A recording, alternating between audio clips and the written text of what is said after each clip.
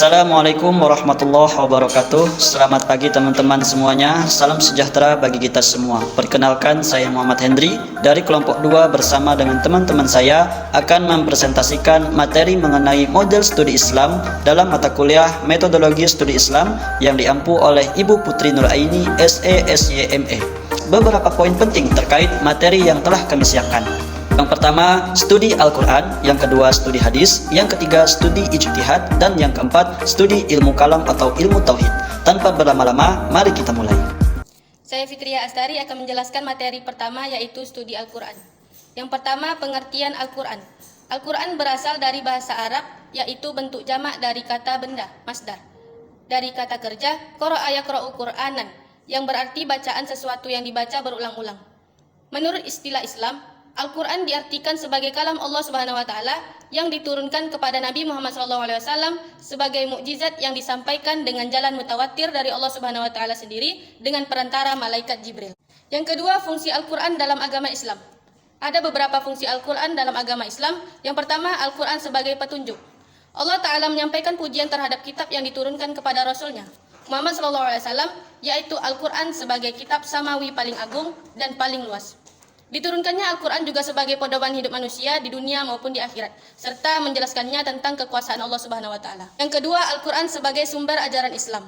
Al-Quran dikatakan sebagai sumber ajaran Islam karena Al-Quran mencakupi semua aspek dalam kehidupan manusia. Oleh karena itu, Al-Quran menjadi acuan manusia dalam bertindak dan berpikir. Yang ketiga, Al-Quran sebagai obat. Al-Quran sebagai obat mengandung obat segala penyakit kalbu. Semua ayat Al-Quran adalah obat yang bisa menyembuhkan ketika orang merasa hatinya gundah, sedih, dan lain-lain. Selanjutnya, kandungan Al-Quran. Ada beberapa kandungan Al-Quran. Yang pertama, akidah dan tauhid. Akidah Islam adalah keyakinan berdasarkan ajaran Islam yang bersumber dari Al-Quran dan hadis. Seseorang yang menyatakan dirinya berakidah Islam tidak hanya cukup mempercayai dan meyakini keyakinan dalam hatinya, tetapi harus menyatakannya dengan lisan dan harus mewujudkannya dalam bentuk amal perbuatan, amal soleh. Yang kedua, ibadah. Ibadah adalah menyembah atau mengabdi sepenuhnya kepada Allah dengan tunduk, taat, patuh kepadanya.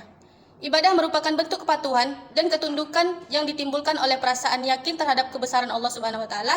Manusia harus menyadari bahwa dirinya ada karena diciptakan oleh Allah Subhanahu wa Ta'ala. Yang ketiga, akhlak. Akhlak adalah sifat yang tertanam dalam jiwa manusia yang muncul spontan dalam tingkah laku hidup sehari-hari. Nabi Muhammad SAW adalah model dan suri tauladan bagi umat dalam bertingkah laku dengan berakhlak mulia. Yang keempat, hukum.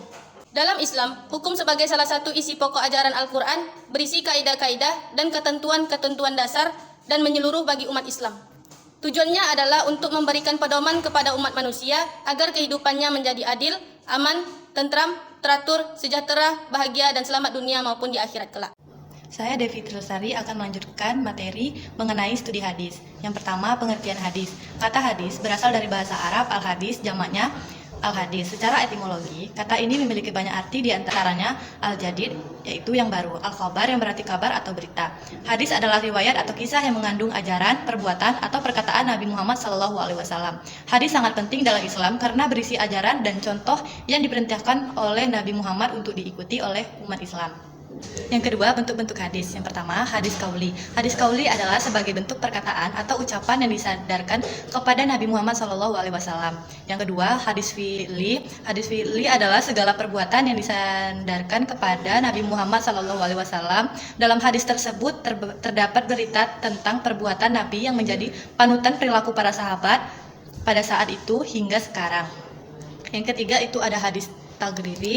Hadis yang berupa ketetapan Nabi Muhammad SAW terhadap apa yang dilakukan oleh para sahabatnya, membiarkan atau mendiamkan sesuatu perbuatan yang dilakukan oleh para sahabat tanpa memberi penegasan apakah beliau membenarkan atau mempermasalahkannya. Yang keempat, itu ada hadis ahwali. Hadis yang merupakan keadaan yang berhubungan dengan diri Nabi Muhammad SAW. Hadis ini termasuk kategori hadis yang menyangkut sifat-sifat dan kepribadian serta keadaan fisik Nabi. Yang kelima, hadis hamimi. Hadis hamimi adalah hadis yang berupa keinginan atau hasrat Nabi Muhammad namun belum terrealisasikan. Saya Nurhaya akan melanjutkan materi tentang studi hadis. 3. Struktur hadis. A. Rawi. Rawi adalah orang yang menyampaikan atau menuliskan dalam suatu kitab apa-apa yang pernah didengar dan diterimanya dari seseorang atau gurunya. B.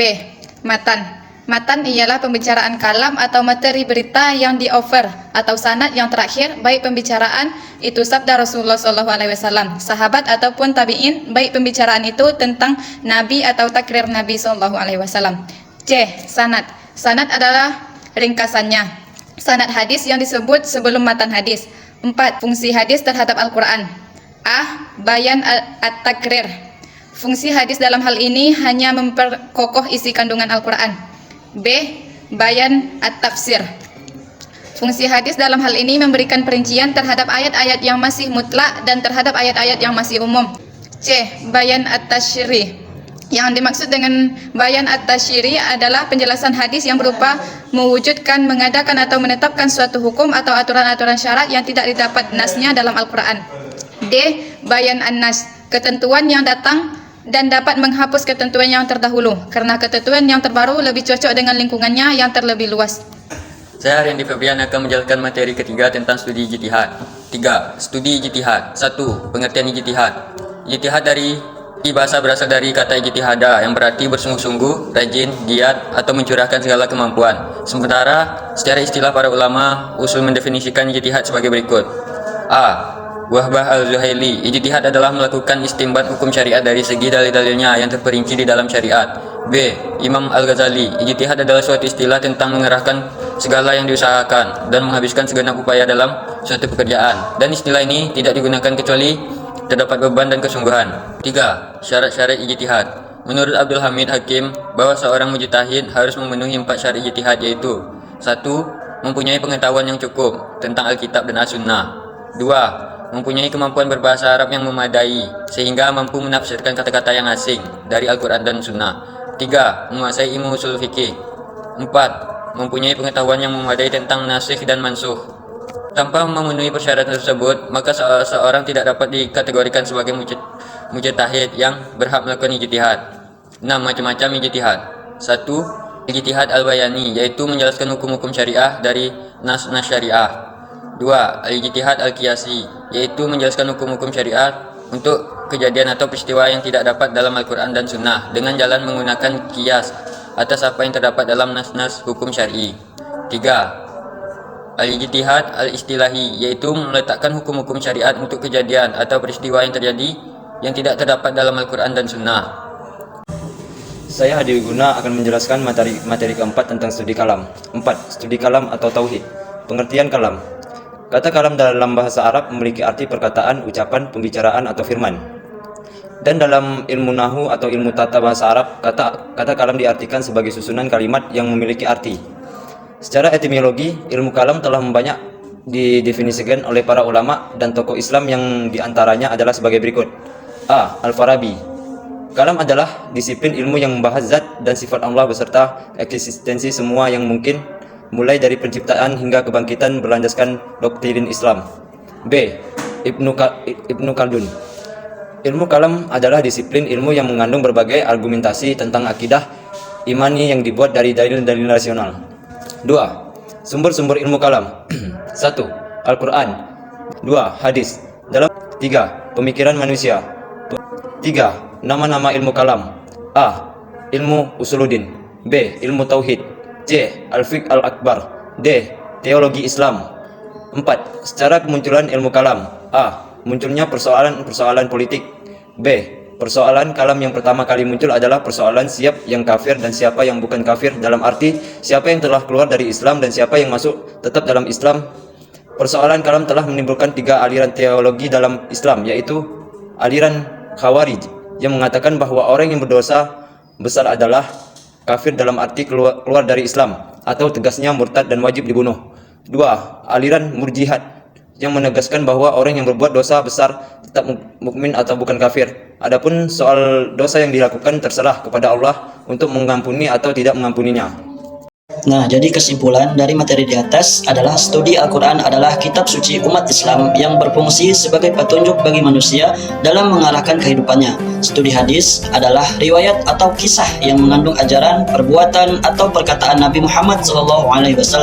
Hadis sangat penting dalam Islam karena berisi ajaran dan contoh yang diperintahkan oleh Nabi Muhammad SAW.